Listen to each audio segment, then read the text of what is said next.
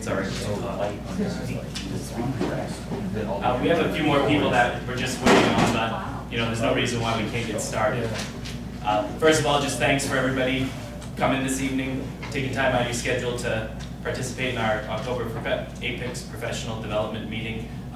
This meeting's this topic's a little different from stuff we've done in the past. Generally these meetings involve plant tours, or they involve business executives coming in and talking about kind of their view of supply chain management or metrics or whatever else they're seeing in the industry. This presentation is really more geared toward the academic portion of it. APICS is a professional organization whose mission is furthering the body of knowledge and furthering education in supply chain and operations management. So it seemed to make a lot of sense to put something like this together for a lot of different reasons. And we're very excited about it. And again, thank you to everybody for coming. So tonight we're going to be discussing 2 Harvard Business Review articles. Here's the book. I really don't want to claim this is my own knowledge. It's from Harvard Business School, so it's a good reputable source and some great reading. So the evolution of supply chain management. Before we get going into the topics, I just think it's great to cover kind of the high-level definition of supply chain, the high-level definition of supply chain management, talk about the evolution of supply chain management and kind of how we go through the decades and the phases we evolve through as companies and the necessary learnings that we see as we evolve through these phases and why the phase-by-phase evolution is important. And then we'll go into AAA supply chain and aligning incentives of supply chain. Some great examples from both articles from the real world, kind of what I've seen in my career. I also do supply chain management classes at USM, so we've had a lot of interaction from the groups there and some of the key points that have come up in the classes I've taught. And we'll talk about it and save some time at the end for questions and comments, and then just a bit of recognition, and then Famous Dave's barbecue. So should be a good night. Is anybody a vegetarian before? Did we take care of vegetarians? Coleslaw. Coleslaw, cornbread. And just to continue to pay respect to the material, this is a screenshot of the Harvard Business Review on supply chain management. Harvard Business Review has literally dozens and dozens and dozens of books ranging from everywhere from recruiting, motivating employees into supply chain management, doing business in China. It's a phenomenal series, and on Amazon.com I think this book is probably like $14, and really, really easy reading. And this book, we're just touching on 2 of the articles, but it also goes into supplier relationships, rapid fire fulfillment, DNA of Toyota production system. So really, this book talks about the full gamut of supply chain management and a lot of different things that companies can do.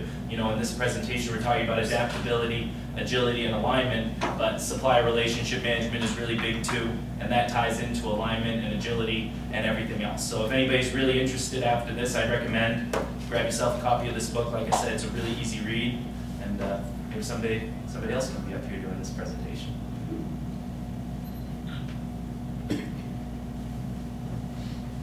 So with APICS being a professional organization, I wanted to send out some formal definitions of supply chain and supply chain management before we got going.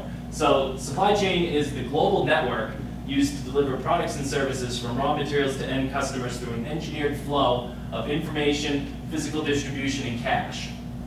And I like that they highlighted the word engineered in there, because when we're talking about engineered, it's really a planned and controlled environment. It's not flying by the seat of your pants, being truly reactionary in every case. It's planned, implemented, and controlled. Supply chain management moves into the design, planning, execution, control, and monitoring of supply chain activities with the objective of creating net value, building a competitive infrastructure, leveraging worldwide logistics, synchronizing supply with demand, and measuring performance globally. I think a big thing that everybody in this room can agree is the part about synchronizing supply and demand. And that's one of the key points when we start talking about adaptability and agility. We don't want to produce more than our customers want for a number of different reasons. We don't want to produce less than our customers want. We're also focused on creating value.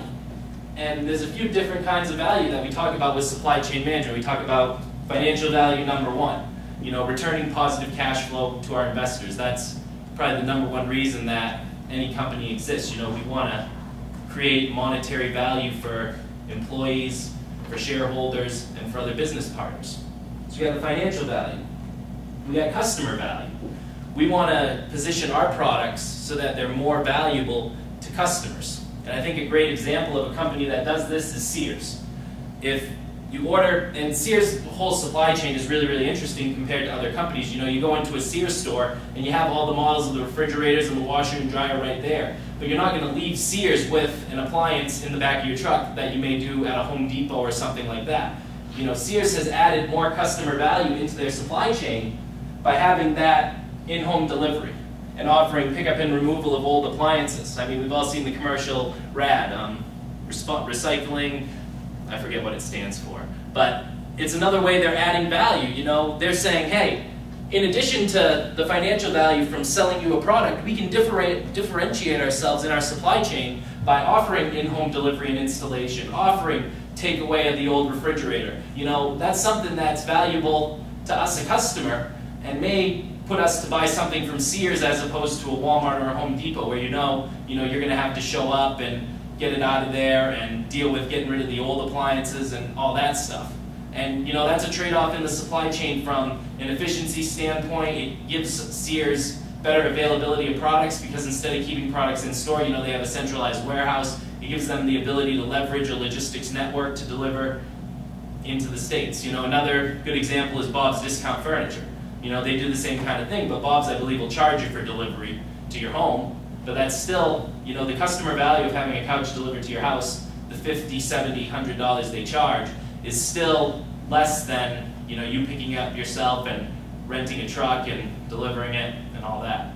And then another thing Bob's I've noticed, and I see them a lot because they're right over here, when they bring these trucks in, these trucks are just full of furniture, like ridiculous. There is probably not a free square foot in that entire truck. And that's a trade-off in their supply chain, you know, because they know by loading products that tightly into a truck, they're going to have more damage. So what do they do with the damaged products? Where does it go? The pit. Goes to the pit. And a lot of us probably exclusively buy products from the pit. But at the end of the day, Bob's has run the numbers and said, you know, we save X amount of millions of dollars by optimizing our logistics network with these jam stuff packed trucks, and even if we have to liquidate inventory at cost or slightly below, net at the end of the day, we're still making more money. I mean, you look at like maybe a more expensive furniture company where they don't have stuff in the pit. Well, you know, they're sacrificing efficiency and utilization in those trucks to keep damage down. And as we talk about adaptability, or as we talk about alignment, you know, we'll talk about brand equity and how some supply chain practices may erode brand equity and how that's not good for your company. Because obviously, you want to keep your brand equity high. You don't want to sell products at a lower price than the market dictates. That just upsets your customers that paid full price. So we got financial and customer value, and then social value. You know, how does our supply chain benefit society as a whole? And a great example of that is when you buy printer cartridges or when you buy large inkjet cartridges, they give you a box to return them in. You know, that return of printer cartridges is a huge global supply chain. I mean, I don't even know how big that industry is, but it's millions and millions of dollars, I'm sure. And that's something that these companies have done in an effort to be more socially responsible, to not pollute the environment. And then we see also a new trend that's, well, not necessarily a new trend, but a trend that's becoming more prevalent is the reverse supply chain. You know, returns for customer warranty repairs, return for pulling precious materials out of products, you know, making sure that these products have an avenue to come back and be properly recycled and not thrown into a landfill. So kind of the three values we create through supply chain management, and you know, it's designed, it's controlled, it's engineered. You know, we're all professionals here. We focus on doing that kind of stuff, and by doing it well, we can create these three types of value. That's what we strive for. And I like these definitions of supply chain, but no definition beats this photo, this graph, and it sums it up perfectly. Within any supply chain, we talk about 3 entities and 4 flows. You have your company, the central firm, the nucleus firm, or the channel master.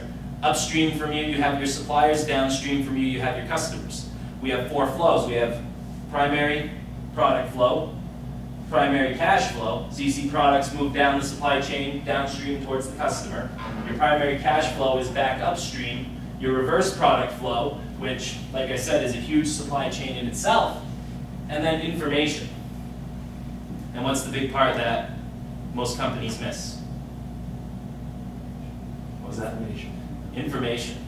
Information is key for supply chain success. And as we talk about agility and adaptability, you'll see these are concepts that are extremely important in a supply chain, but they're not something that's a huge cost.